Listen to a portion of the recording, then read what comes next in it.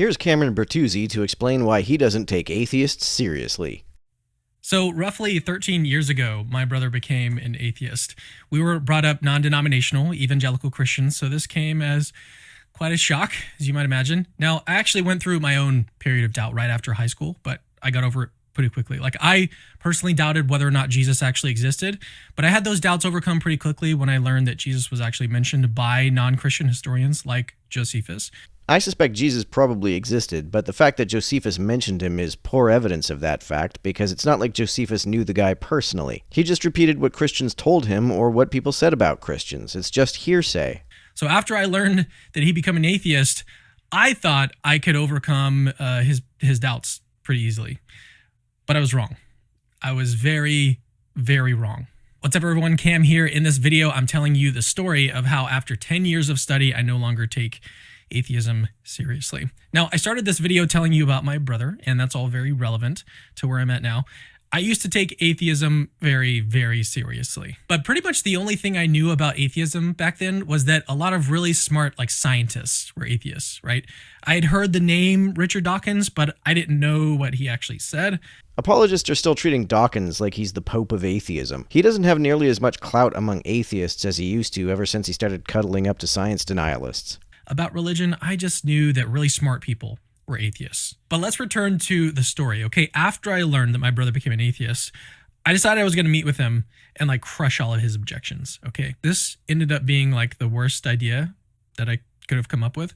My brother and I met, and it turned out to be literally like one of the worst nights of my life. He raised objections to Christianity I had never even dreamt of, but that night showed me that I really had no clue why I believed in Christianity. So after that night, I started to look into the arguments for and against God's existence. I wanted to know whether or not God's existence was actually reasonable. And after just a few weeks of study, I quickly learned that there are very powerful arguments for God's existence. I found the Kalam cosmological argument. Ah yes, the argument that starts with a false premise. Contingency arguments. Contingency arguments rely on a special pleading fallacy that claims that everything must be contingent upon something else except for God. Teleological arguments from fine-tuning. The fine-tuning argument is actually evidence against the existence of an all-powerful God. An all-powerful God would not have to finely tune the universe to get life to exist in it. In fact, if we lived in a universe with a set of parameters that made the natural development of life impossible, that would be far greater evidence that life is not a merely natural phenomenon.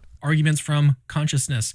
Moral arguments. Consciousness is actually evidence against God. Because consciousness is a set of actions like thinking, feeling, perceiving, etc., something has to carry out these actions. In humans, these actions are carried out by the brain, but God doesn't have a brain, so what carries out his conscious actions? Also, God is supposedly unchanging, but consciousness is constant change, so how could an unchanging God be conscious? And God can't provide an objective basis for morality because there's no objective, non-circular reason why we ought to do what God says. And so on. Like, there's actually a ton of arguments for the existence of God. Check out this video, got it linked right here, in which we lay out over 150 arguments for God's existence that show up in the literature. Now, this might lead you to think that this kind of like settles the matter. Like, don't all of these arguments for God's existence prove that atheism is unreasonable? No, because many of them, like the fine-tuning argument, actually work better as arguments for atheism, and the rest are either based on false premises or draw fallacious conclusions. Well, not so fast. Okay, first of all, every single argument has responses from atheists, and you've kind of got to do the work going through those responses. But secondly, there are also powerful arguments for atheism. Now, the best argument that atheists have, at least that I've found, is the problem of evil. The problem of evil is so powerful, in fact, that it's led a lot of people to say, look, okay, sure, you've got arguments for the existence of God, but the problem of evil is so powerful that it defeats all of those arguments. The problem of evil is a pretty powerful argument against God being both all-loving and all-powerful, but the argument that is most convincing to me is the argument that a timeless, spaceless, disembodied mind that created the universe, by definition, cannot exist, because spatiotemporality is a logical prerequisite for existence. No entity can exist independent of space-time or create space-time. But you know what? I should probably like pause the story really quickly and just explain what this argument is, just a little bit more in depth, because somewhat counterintuitively, it actually plays a central role in why I no longer take atheism seriously. So first, let me say that this is one of the arguments I've paid the most attention to over the past decade. I've read books, I've watched debates between top scholars, I've listened to lectures, I've watched Joe Schmid, and so on. So to quickly summarize, the problem of evil is an argument against an all-powerful, all-knowing, all-good God. Here's a really common way that it's expressed these days. Premise 1, if God exists, pointless suffering does not exist. Premise 2, pointless suffering exists. Therefore, 3, conclusion, God does not exist. This argument is stronger if you point out that pointless doesn't just mean that the suffering doesn't have a point or doesn't serve any end, but also that said end is impossible to accomplish without that suffering. Justifying suffering not only requires God to use that suffering to accomplish an end which is so good that it makes up for the suffering, it also requires this supposedly all-powerful God to lack the power to accomplish that end without the suffering. Both premises in this argument seem pretty plausible. Like if God did exist, he would probably not permit any pointless suffering. All suffering would have some kind of purpose. And that purpose would have to make up for the suffering and be impossible to accomplish without that suffering. The Bible even says that God is working all things toward our good. So premise 1 seems pretty plausible. Premise 2 also seems pretty plausible. Like just look around a bit and you'll find cases of seemingly pointless suffering. Now, as you might expect, just like atheists have responses to the arguments for God's existence, Christians have responses to both premises in the argument from evil. Some Christians argue that God can allow pointless suffering.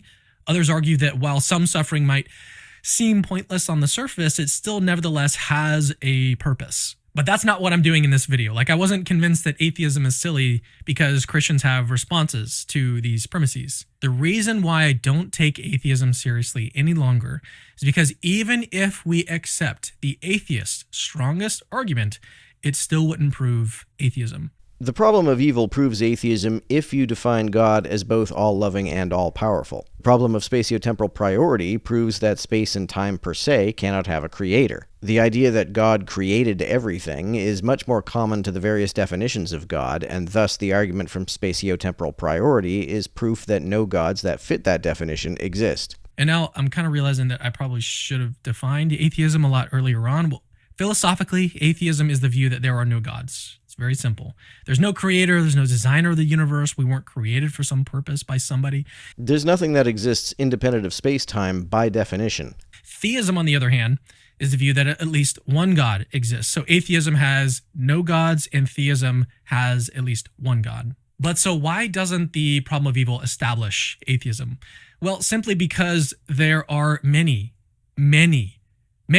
other kinds of gods that it doesn't rule out. You mean like the beta soy gods that are not all-powerful? The British philosopher Philip Goff, he's a really good example of someone that adopts a sort of non-standard view of God. So we're in a situation where the believers are tying themselves up in knots trying to explain suffering.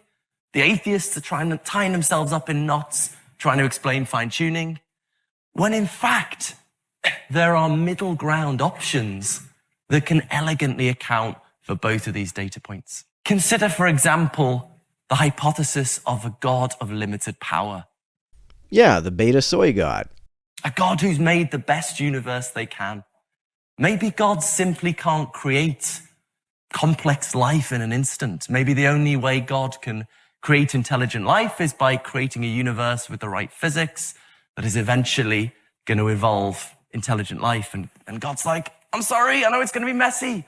This is all I can do. Is this or nothing? One wonders why anyone would worship such a god. I think this hypothesis can account for both the fine-tuning in terms of God's purposes and the suffering in terms of God's limitations. So even though God is all good, perfectly benevolent on this view, given his limit in power, there's no way that he can stop all of the suffering in the world. What I want you to notice here, and this is really important, the problem of evil, which is once again one of the atheists' best arguments, doesn't touch this particular view of God that we just went over. No, but insofar as such a God is a creator of space and time and can exist independent of space and time, the argument from spatiotemporal priority still proves that such a God is a logical contradiction. It doesn't touch it at all. Think about it like this. Okay, scientists used to believe that the speed of light was infinite. When we discovered evidence that the speed of light was finite instead of infinite, we didn't conclude that there's no such thing as light. Yeah, but I've never heard of anyone defining light as having infinite speed. The existence of light, insofar as it is defined as infinite in speed, is debunked by discovering that photons don't propagate instantaneously. Many theologians, however, define God as being all-powerful and all-loving, so any God so defined is disproven by the problem of evil. Right? We modified our concept of the speed of light, one of the properties of light.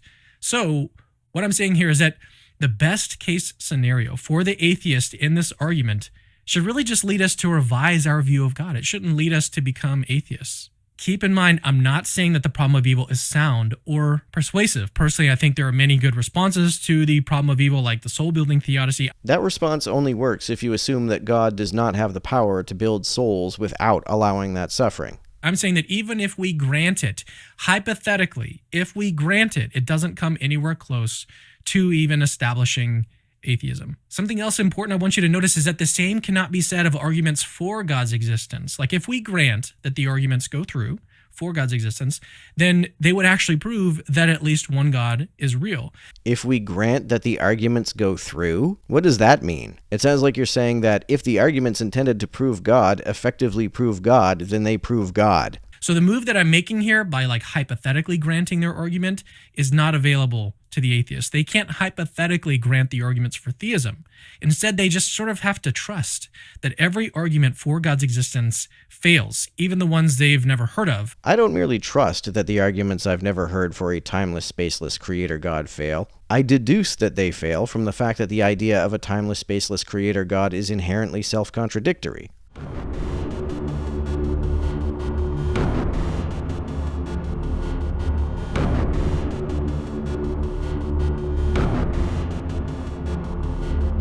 To everyone who helps me out on Patreon, you're a big help. Thanks so much.